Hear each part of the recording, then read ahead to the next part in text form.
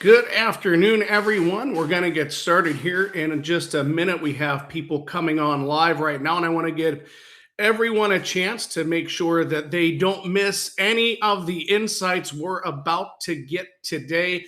I'm excited for this PPC in the fast lane. You get to talk to an actual PPC expert who teaches other PPC practitioners how to be better at their job. So I'm really excited for this. So as you're coming in live, make sure you're popping into the Q&A, drop in any of your questions. So make sure that as we start this live event that you are putting your questions into the queue. So that's what I want to just thank you for joining us here today. I think getting a third-party perspective is always important, and it's nice when it's free and it comes from someone that can be trusted. So again, before I introduce today's sort of guest who's going to lead us in this conversation, go ahead, start putting your questions into the Q&A. So I'll just give another minute or two for folks to get those questions in. And in just a moment, I'm going to bring up Susan Yen, our guest for today, and do a little bit of an introduction for her. So just letting some more folks in. I see a couple more logging in. All right, so I'm going to bring her to the stage. Here she comes live, Susan Yen. So Susan has been a PPC team lead here at SearchLab. She has 7+ years of agency and in-house experience, specializing in building campaigns that deliver results while minimizing budget waste and maximizing return on investment. And of course, she's big on speaking at some of the most significant PPC conferences. So again, she teaches other PPC people how to be better at PPC. So Susan, thanks for joining us today. Really appreciate your time. Thank you for having me. I'm really excited to see what questions people have. I hope that there's a lot because PPC always is changing and it's something that we're always learning and testing. So I'm excited to give you guys honest answers and see if, any of these questions that you have, if I can address them. And of course, at any point later on after this, feel free to find me on LinkedIn and reach out to me as well. Great. So, as we're waiting for more questions that come in, I'm seeing a couple pop up in the Q&A here. Let me ask you this: why PPC? What compelled you to make a career out of this particular aspect of digital marketing? Well, I think PPC is measurable. There's so many different parts of just marketing in general. You can go from, billboards to TV, to just social media. And with paid searches that you are paying for every click, you get to choose the amount of money you want to invest in your marketing when it comes to PPC. You also get to choose your audiences, when people see you, how people see you, who do you want to reach out to. There's just a lot more control in and providing services, because that's where everyone goes, is they're going to search for something and you want to make sure you're meeting the right audiences and the data is there. So paid search just to me is the best way to find and be in front of those audience a lot faster, and you have control over a lot of your marketing, and then you can see the results. If it's working for you, great. If it's not, you can also see that and adjust your marketing based off of the metrics you're getting. So with paid search, I think that's a really valuable aspect of it. Great. So we have a question put into the chat. So from Terry Shabesta, how does PPC work with AI? I've heard this a lot. So paid search, we've always been using AI within Google platforms or Bing platforms or even social media platforms, is that AI is integrated in how you do bid adjustments, because sometimes you don't know the specific dates and times your audiences will be looking for things, and that AI and that algorithm automatically adjusts to meet your audience's needs. So we've always been using AI in that way. And then there's AI for creatives, because hiring a photographer for small local businesses costs a lot of money. So sometimes there's integrations with different platforms, which is also AI. And then you can also just create AI images, and they're starting to look better. They no longer have 6 fingers or so that's also getting better. And there's the ad copy and content writing, because you want your audiences you want to be able to communicate to your audience regardless of where you are, and especially with paid search individuals, is that we're located all over the United States, and sometimes, depending on where you are marketing, all over the world.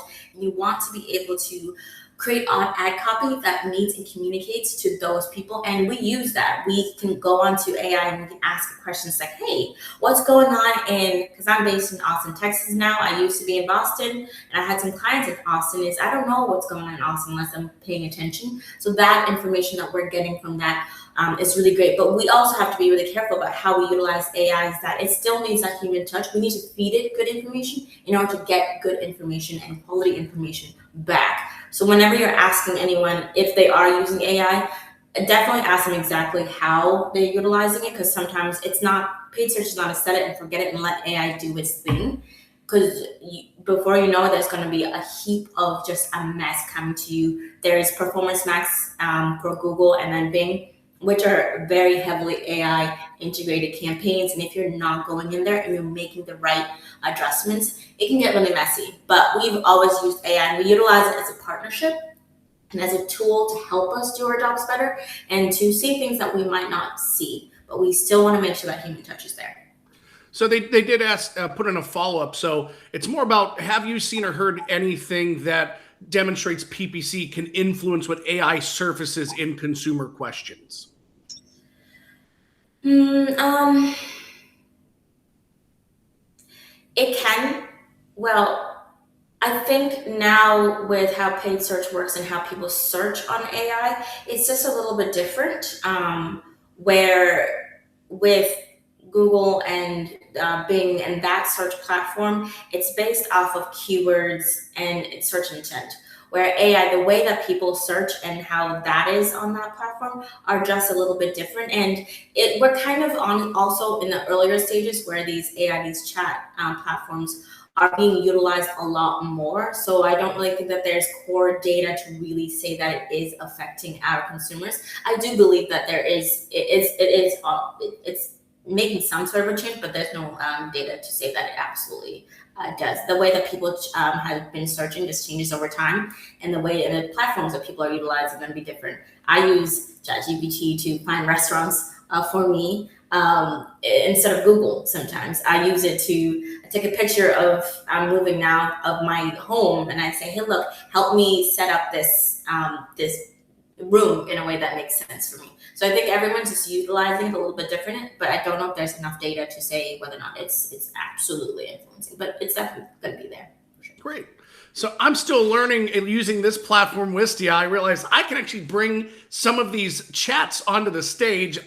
There's also someone in Q&A, so I'm going to kind of jump back and forth and add these. So that way, Susan, you can also see what the questions are to remind you. So how can we make VLAs feed-only spend less on display, YouTube, and other Google properties and focus more on just the feed ads on Google search? So this one's a little unique. We've been able to create what we call empty VLAs, where we were able to ultimately just not fill out any of the descriptions, any of the headlines, or putting the images in there. We just did the feed, but we were only able to utilize that and do that within the editor platform. So you create your PMAX VLA PMAX campaign the same way that you would create any other campaign, and then you would go into editor and like delete copy, delete all that stuff, where it's feed only. The only problem with this is that we're not really sure if it's still kind of direct, because within the auction insights, not auction insights, if you go into the PMAX campaign, there's a layer down where it'll give you, now we have a funnel where you can see YouTube display, but within VLA, there's not really a way to exclude that. You can go into like content exclusions where there's apps and websites, and you can throw in like, I don't want to be in apps, I don't really want to be on displays. You can kind of throw that a couple of stuff in there. I don't think we're at a point where Google has yet been able to, add those. We can't really toggle that right now. I'm hoping it's going to be there at some point. But I just don't, if I don't put in those videos, and if I don't put in the searches or the text, then it has nothing to show there. And it's not going to ultimately create new stuff in there, but you have to create it first, upload it into editor, and then delete all of it. And that's the only way it's going to make you do it. You can't do it within the Google platform. But definitely feel free to reach out to me after this call. I'm more than happy to visually show you what that looks like. They make it not easy for several reasons. Because again, PMAX and VLAs, the way that it's built is to make sure that you're on every single platform possible. So we found a workaround that so that it is only feed. I hope that answers that question. All right. Any other questions? Let's see. I don't know if I can add this to the stage. So we have writing isn't my strength. I sometimes struggle, even when using tools like ChatGPT, to come up with great copy. How do you write PPC copy and calls to action for like these high intent shoppers? So, I mean, I have team members that hate writing ad copy, and if we utilize ChatGPT too much, the ad copy tends to sound very the same, very similar, very boring, or very whatever. What I do with mine is plugging in as much content or as much information as I can within ChatGPT, and saying, "Hey, make it personable. These are people that." Whatever product you guys are selling, what is the solution that you guys are providing to those clients?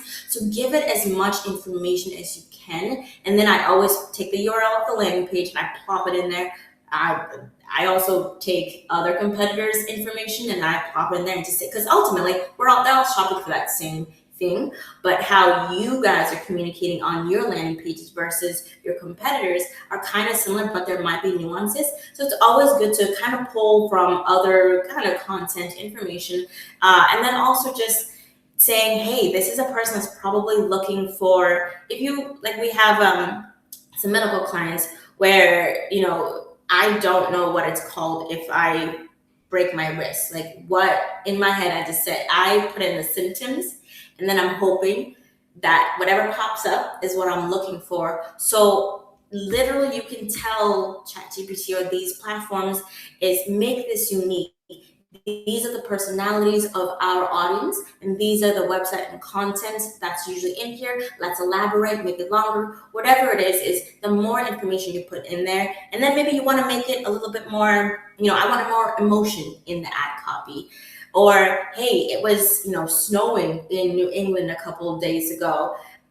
Put in that information and it will spit out less generic ad copy, and it's going to get a lot more interesting, and it's going to get a lot more personable. Because I didn't know that it was snow. Like whatever weather it is out there, or whatever solution that you're providing, you really want to make sure that you're putting as much information in there as possible. Over time, the more information you put in ChatGPT or Gemini, or there's just so many platforms, and then also within ChatGPT or Gemini, there are other types of chats. So there's an ad copy section or ad content creation as well. So you feel free to take whatever ChatGPT is spitting out and plop it into Gemini and say, hey, can you make this better?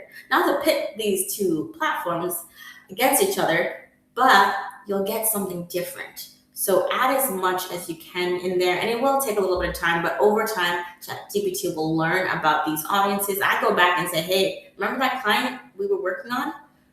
Let's dive into that a little bit more. I want, based on my data, this is what was happening. Can you adjust that? So definitely work with the metrics you're getting, and then also just add a lot of information. Great. I have another question I can add to the stage. I don't always have that option for some reason. But so, which PPC support tool is better, SEMrush or Ahrefs?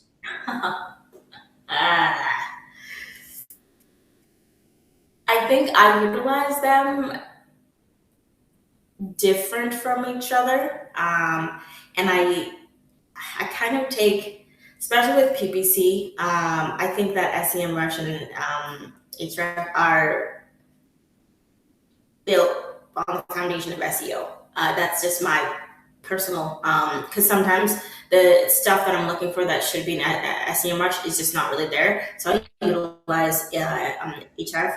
So I think that depends on what you're looking for. I do use SEMrush a lot more because I think that Ahrefs for more built towards SEO.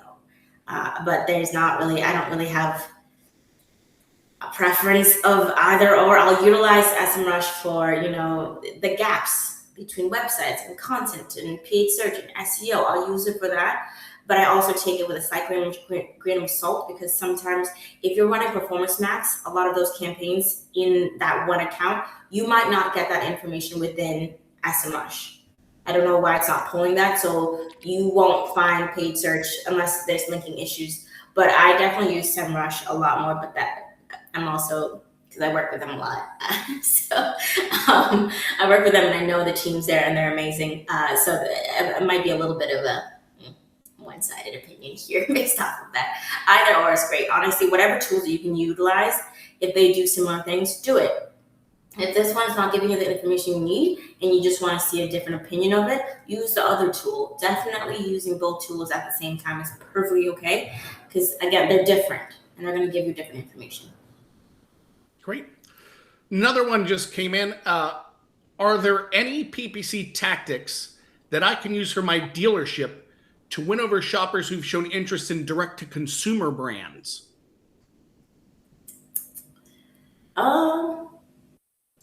Yeah.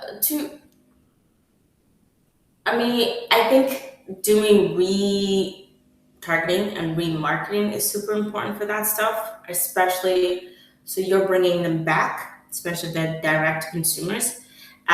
Is that they know what they're searching for ultimately, and there's not really too much wiggle room in that. Is doing more of, and then changing up the language. So I think our mistake with that is we tend to use, because technically on Google search is they're going to be searching the same way, but what they're looking for might be a little bit different. Is doing gathering that list. If you have a list, a remarketing list, is using that list and use your remarketing. And within analytics, you should be able, and definitely within the audiences, segment audiences within PMax, or just you can create them within analytics and bring those people back in. It's just trying to get them, do that feedback loop and find them again, because they're going to be continuously shopping for stuff. So my audience just create a separate campaign altogether and have it be different languaging, different targetings. That way you're just communicating with that particular audience and what they're looking for, versus kind of all encompassing, hey, this is what we're all looking and we're hoping to find what we're looking for. That just doesn't really work. It gets messy and you have to funnel through it. Great.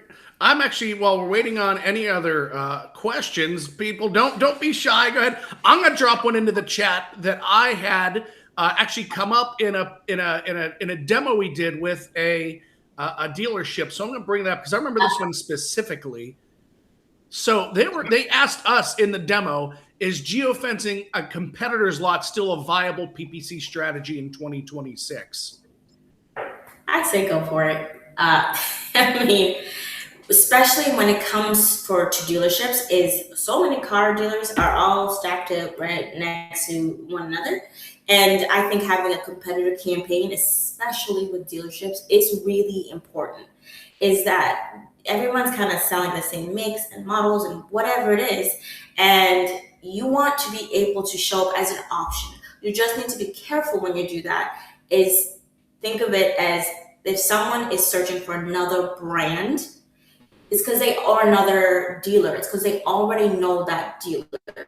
You are showing up as an option. So what is it that your dealership is providing or presenting or serving, whatever it is, that sets you apart from that competitor, that brand name that they already know? And this is honestly a really great place for you to shine. I would rather have someone run a competitor campaign than a brand campaign. So the brand campaigns, let your SEO do what they do best, is get yourself out there and show up as number one. And if you do need to put a little bit of money towards your brand campaign in regards to paid search, that is perfectly fine. But I'd rather have any dealer run a competitor-based campaign so that you're giving people options. And now with just the way that search is changing, it's based on intent. If they're searching a certain way and they're looking for this particular thing, Google is finding the company, the ads, the content that matches best with that person's search intent. Whatever dealer they already know that they're looking for in specific, is that they might not have what they're looking for, and you're the next best option. You always want to be if they're going to look for something, whether it's you still have the same product and services. So I definitely believe in that. And then set that campaign and go right in this area. If they're shopping right here, we want to be right there too. And if they're looking for that brand, we want to be the second option when they're looking for that brand in that area, because they're going to be shopping right there. Why not be number 2? Or if they're not running anything at all, you're giving them the best in Google. Google ultimately chooses your ad or your whatever your offerings is as the most and the best choice for that searcher. Then your ad might be as number 1, and you just pulled a deal from another client. So I say go for it, and definitely you should be doing it. Great. Another question came in, so let me add it to the stage. If you had $1,000 media budget, how would you allocate across channels and campaign types, main objective being driving leads? Is most of the budget should go towards, I would say the VLAs, because those are just in terms of placements. So VLAs are really great. If you're running VLAs, you always need to make sure you're putting in all the guardrails possible, the negative keywords, exclusions, or content exclusions, just because of the way that campaign works. It's a performance max campaign VLA. And then, so that would be number 1. And then I would always do search, because we always want to show up. So kind of layer your stuff as top as VLAs, because that's going to go through your feed. If the cars are available, you want to show up as anytime that you search for a car, the first thing you're going to see are those VLA ads, and you want to be up there. The second thing is the search, because they want to go on those pages, and they want to, if I'm looking for a Nissan versus Hyundai, whatever model or make it is, I want to click on that ad, and I want you to send me to that vehicle. I don't want to shop around and do whatever. Give me the information I need. We have a attention span of nothing at this point. And then definitely Bing tends to be a little bit harder for just dealerships. It's because it does work. It just takes a little bit longer, and it takes more budget in the beginning, and then it kind of tapers off. It honestly tends to be a little bit lower. But I would start with your VLAs, and then go to your searches, and then just a display remarketing is always really good. Is just bring everything back to a full circle, because especially with your remarketing, what you can do is whatever information you're collecting from analytics, whether that's from direct traffic, whether that's they've spent a certain amount of time on this particular page. You can create so many different varieties of audiences, and if they're going to be reading something on the news or whatever, they're going to be going to another website. Not a lot of people just go and shop online for a car and immediately buy that car that day. It takes them time to figure out the right price, the right services, whatever it is, and that display what remarketing will just bring them that whole full circle, and you really want that. So definitely starting with VLAs, go to search, do your display. I definitely always put a little pocket in your Bing, because there's a different audiences there. I would normally start with around $600 minimum to start with Bing. Just start with a couple campaigns. Let that run and get that data to figure out if it's worth it. But ultimately, I think don't spread yourself too thin. Also, start with I always like to filter my campaigns based off of the inventory. What do I want to get off the lot? Because you're going to be paying for that, and you don't want to have such a small budget that you're struggling on showing up throughout a given day. So pick which cars you will really want to get off the lot, start there, and then kind of similar to your geos, start small and then expand, unless you have unlimited budget and you can do what it is. But starting small will give you the data that you need to make adjustments, because sometimes your VLAs just don't work really well, or sometimes your search might not work very well.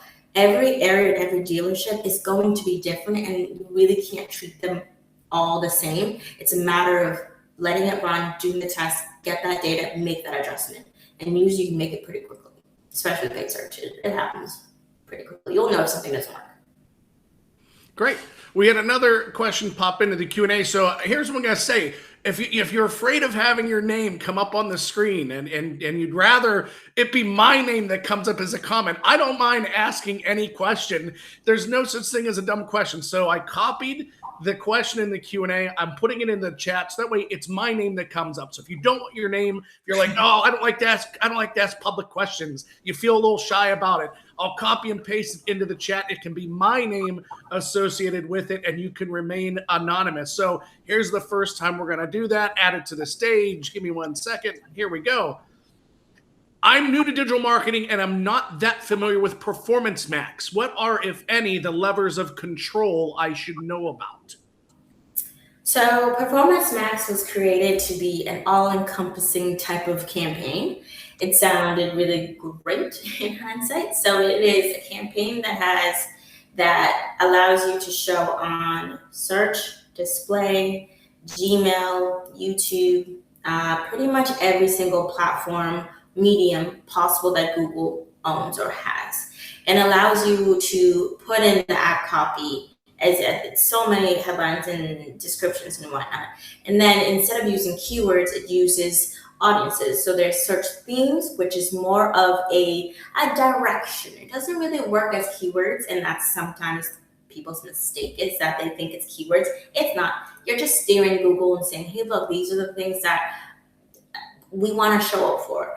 It's not going to work as a direct search. When you search this, you're going to show up. That might not happen.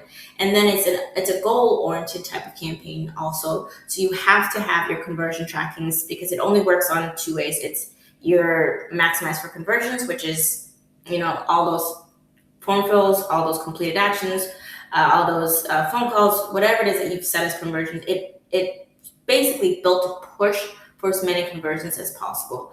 And then it's intent-based. So it's your audiences, your search themes, and then your audiences that you can put in there, whether that is people that have interacted with your business before, people that have not interacted with your business before, any other competitors, stuff that you want to put in there. The audiences there are really great, and it gets pretty granular. And so now, and we used to not be able to control. You just plug that stuff in, and we could not see any of what is happening. But now you're able to, you can add negative keywords. Please do. Please do.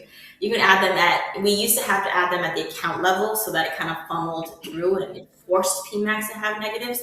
But now you can add it at the campaign level. If you don't add those negatives and you go into your search terms, which you can now look at as well and see what you guys are coming up for. Also, where are you being placed? So look at your placements.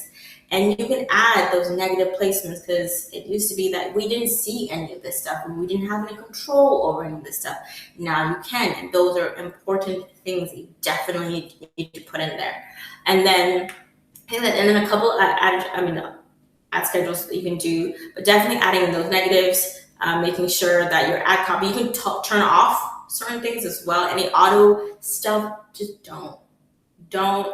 Unless you don't really care and you're fine, you're flexible with ad copy edits that are being plopped in there, whatever, turn everything that's auto-created off.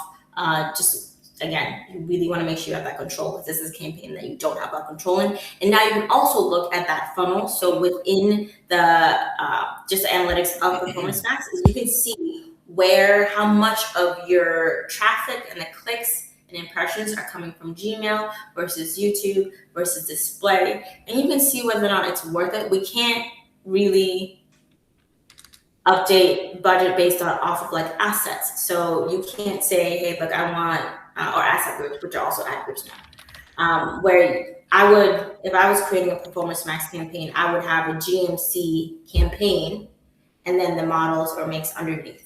And get really granular with your campaigns. It's going to look like you have a lot of campaigns, but that allows you so much more control instead of just plopping everything all in one place. And that just makes it easier for your account manager, but honestly, it's not easier for the performance and the ability to edit it. So you want to make sure you have your Silverados in one campaign. That way you can control the budget, you can control the negative keywords, you can control the audiences, you can control the language there.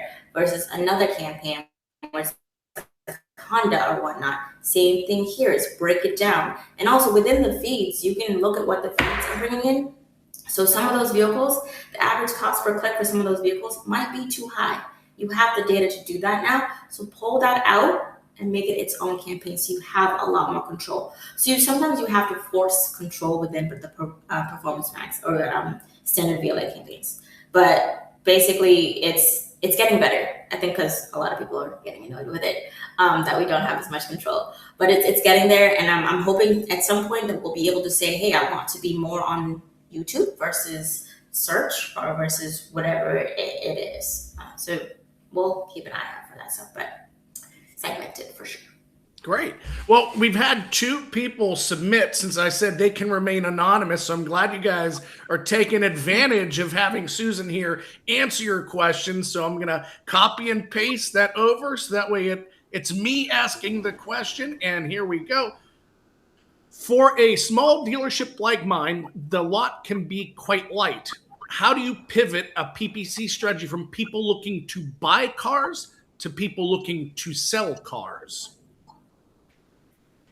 Well, those are honestly, if you are already running a campaign, because they're 2 different audiences. So they will be, you can run them obviously alongside each other. It's just create a new campaign where your audience is different and you target it towards people, like the keywords will be different than people that are, I'm looking to buy something versus I'm looking to sell my car. And I think for that, I would run more search. Then, so from people looking to buy a car, that's VLAs. That's, you want people that are looking for cars, the vehicle listings, you're showing them the cars versus search where you don't want to run a VLA campaign for people that are looking to sell the car. So that is more of a heavy on the search side of things.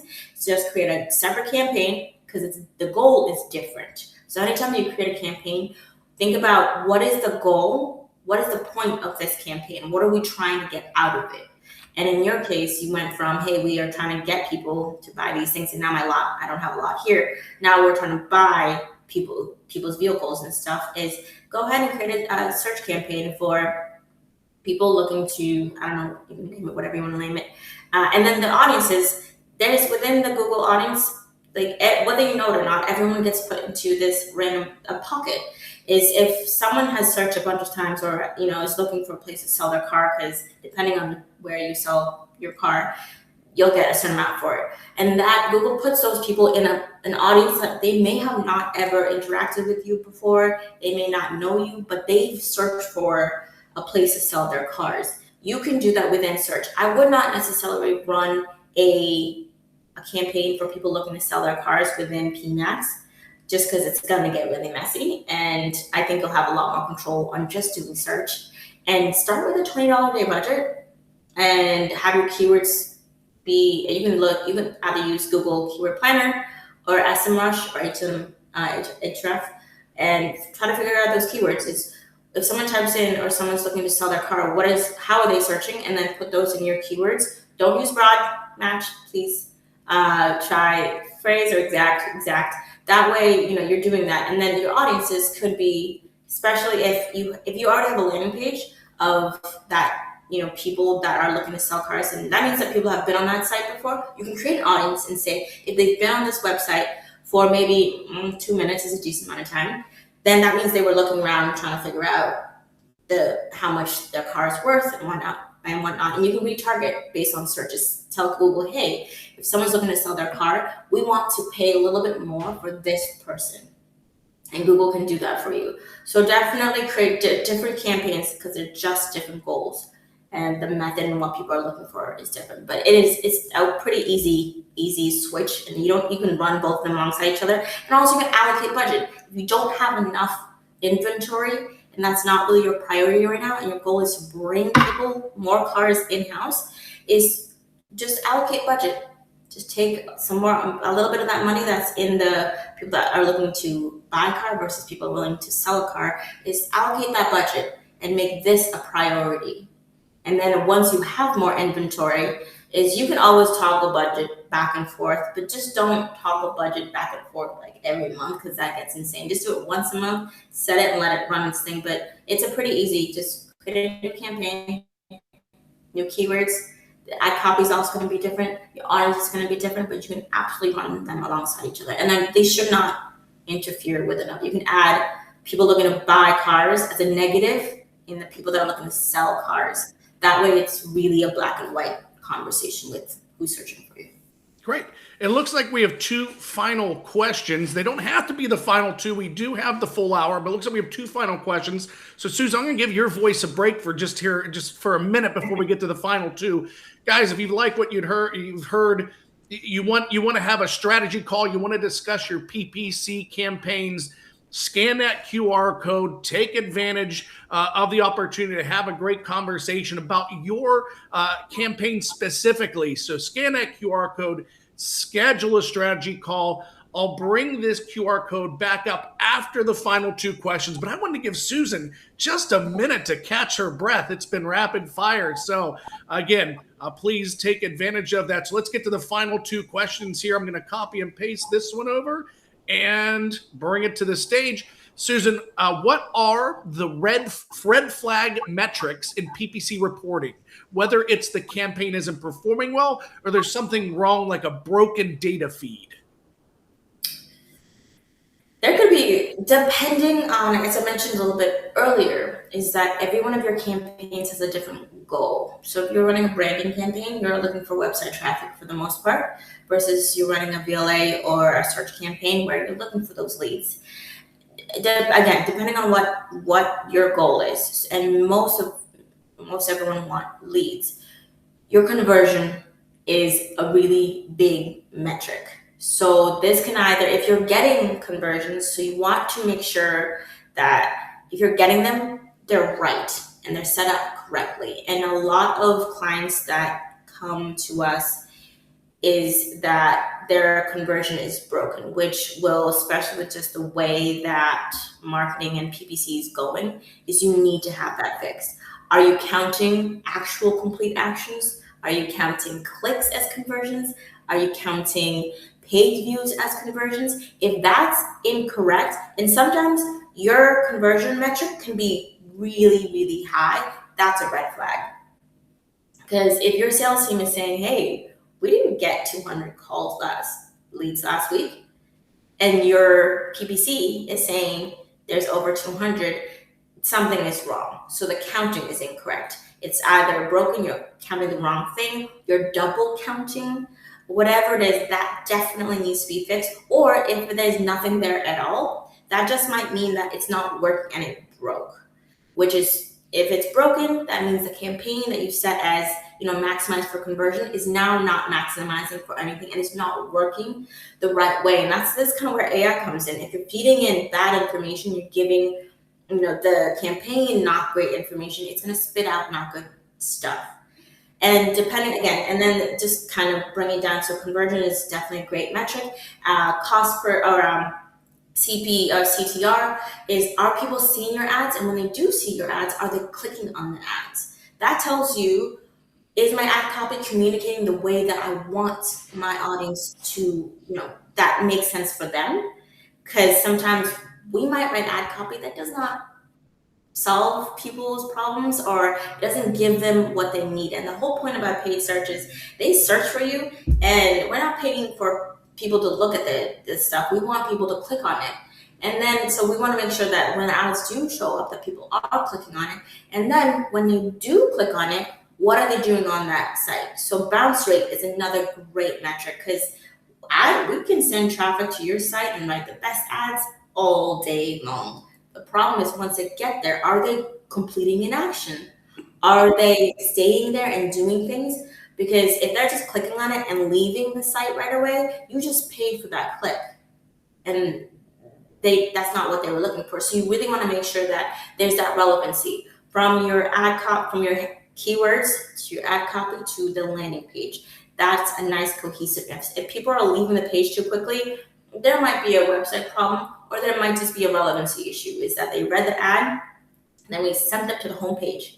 If I'm looking for a brand new Honda, and I know exactly what I'm looking for, and your ad popped up, and the language is great, and I ended up on the homepage, now I have to go search around for the car I was just looking at, that's frustrating, and that's not fun. And people, especially now with just technology being as smart as it is, people have no patience for the lack of just user friendliness, as I would say. So you want to make sure that that's there. So those are just, and then average cost per click is how much are you actually paying for this stuff?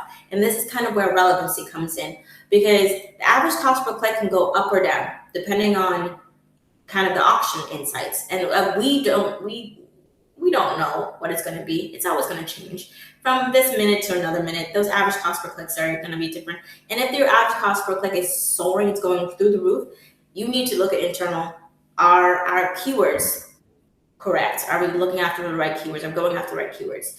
And when people search, is it the right traffic stuff? And then is the relevancy there? Is our keywords matching our ad copy? That you can control that stuff and help bring that down. And Google loves relevancy. And it's going to, sometimes people are willing to pay $100 for a keyword, and Google will say no, because your relevancy here doesn't make any sense. Even though you're willing to pay a lot of money, the intent and what this person's looking for is this company. So you want to make sure that is there. So your conversion tracking, from your click-through rates to your bounce rates, those are really important. So honestly, it's like I look at every metric, but those are the top ones I look at to make sure that we're there and if we're showing up and we're tracking correctly, because if you're not, it's gonna break.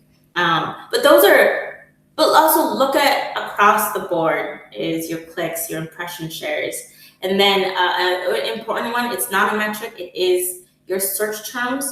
That is not a part of the metrics, but that is something that's important, is making sure that when people search for your keywords, they're searching the right way. Is if I'm looking for Honda versus whatever, like I want to make sure that my keywords are showing up the right stuff. So make sure that, you know, kind of there's a cohesiveness to your marketing. Definitely fix that conversion tracking for sure, because that's going to be a metric that it's going to make or break your campaign. Great. We did actually get an extra question while you were asking that, and they put it in the comments. They're not afraid to ask publicly. Ask publicly, ask privately. What campaign type would you suggest for an auto repair shop where LSAs are not available? Search campaigns. Just do a search or display remarketing campaigns, because if they're on the go, I love LSAs for any sort of repair shop and stuff. So when it's not available, that there might, oh, you know what, you're right, because there's some areas that they won't allow LSAs to run. So in that case, definitely do a search campaign. It used to be you can do just call only ads, which were helpful, because normally if you're looking for a repair shop, you're already on your phone and you're trying to schedule an appointment immediately. With just run search or run display remarketing and have it, you know, break up your types of services though, because any type of auto repair shop has different types. So are you doing tire change, oil change, whatever it is? Don't just combine all of your repair shop stuff into one campaign, because if I'm looking for an oil change, I'm looking for an oil change. I don't have any other issues. So make sure you have your like a services you can either do one or two things. You can do services campaigns, and then underneath are ad groups. So you want to have your oil change, you want to have your tire rotation thing, or I don't know, whatever, heater repair or something. So you can either do it that way, or if one of those services tends to be a little bit busier, you want to have its own campaign, then definitely do that. But make sure that you're breaking up you're doing search and you're breaking up the types of services you have, again, so that your keywords match your ad copy that matches the landing page. And when you do send them to a landing page, send them to a scheduling page. They don't need to read. Everyone knows when oil changes. Everyone knows, they know what it is. It's come up, whatever. Take them to an action for them to do. Here is the form fill. Here is a schedule. Make it fast for them. No one wants to be looking around trying to figure out which services fill out, whatever it is. Make that process, once it gets to that page, easy. Give them the call to action up front. Either give them two options. You want to make us call us and schedule something, or here's a form fill. I don't like talking on the phone very often, so I will always fill out a form. Okay, just give them that action up front. Don't make them go looking around. Don't make the page complicated. It's a very basic thing. They just want to go in and out. So definitely do a search campaign. Then remarketing is, if anyone needs, you can also, with the audiences, you can put car maintenance is a part of a search audience list that is made by Google, because people look for that stuff all the time. So make sure you just add those things: car maintenance, auto repair shop. Do that. Don't try to add in car, just general people looking for cars, because that audience tends to get a little messy. Keep it as restricted as you can if you're going to use the audiences that Google's creating. And then use people that have landed on those pages before, because you might need an oil change down the line and you want to make sure that they come back to you. And that's a good way of remarketing those people. And maybe they just went to the page, but they didn't really do anything yet, because maybe, I don't know, I do half things all over the house. So I might just, tomorrow I might do it. So let's go ahead and get them back. So do search and display remarketing. Great. And then last question here, and it was a private one, so it's going to be my name attached to it. If I'm interviewing a new PPC agency, what is the most important question I could ask to see if the agency really understands the current PPC landscape? I think the most, that's a couple of questions, is, I think there's two. One is always making sure, like, if I were to go to your agency, would I have ownership over my account? That is number one. Because if they don't allow you ownership over your account, it means that you can't go in there and hold them accountable for the changes and updates happening.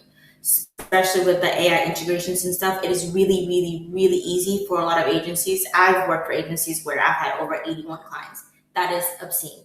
And that just means, you're turning and burning. You're setting things and they're automated, and you're hoping for it's a lot of stuff to do. And sometimes people just don't get to your account. You're just kind of a number. And you really want to make sure that you're able to go in there and go to the change histories and see that they're making adjustments and changes and whatnot. And they're educating you on if they're going to make adjustments to your account, they're giving you and telling you what that reasoning is. And you can see it, because I don't have anything hide. You have access to your whole entire account. You can tell me, hey, I haven't seen you change anything in, a week or whatnot, whatever it is.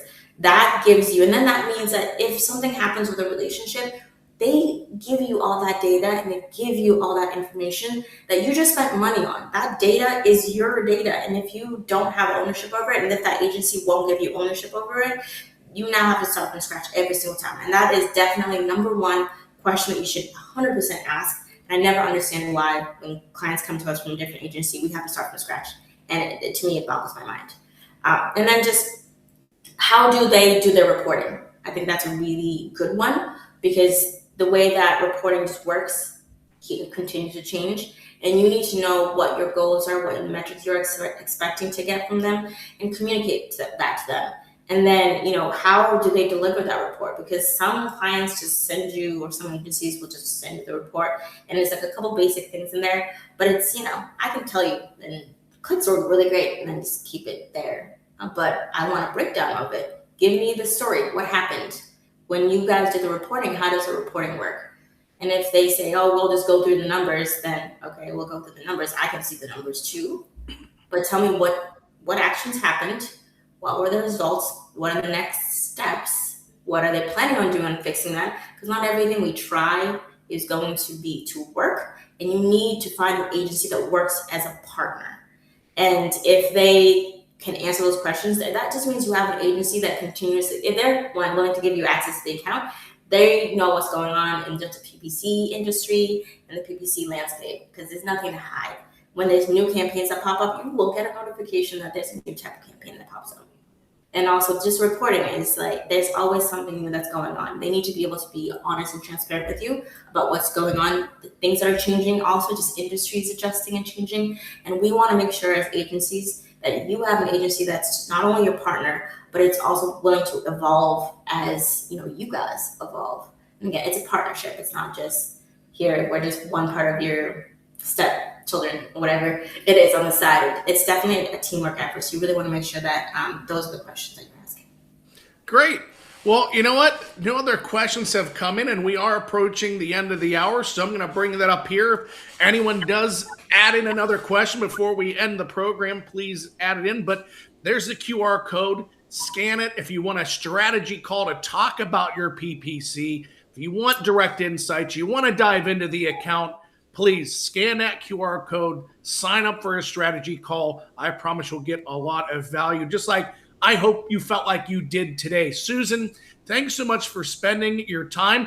If you don't know, Susan's in the middle of a move, and she took time away from her big move to be with us here today. So thank you, Susan. Thank you, everyone, for joining us today. I'm going to take Susan and I off the stage here, leave up the QR code, give you another minute or two to pull out that phone and scan it and schedule that strategy call. Again, Susan, thank you so much. Bye, guys. Thank you so much. Feel free to reach out with any questions at all. I love doing audits, so send them over. Fantastic. Thank you, everyone. Talk to you soon.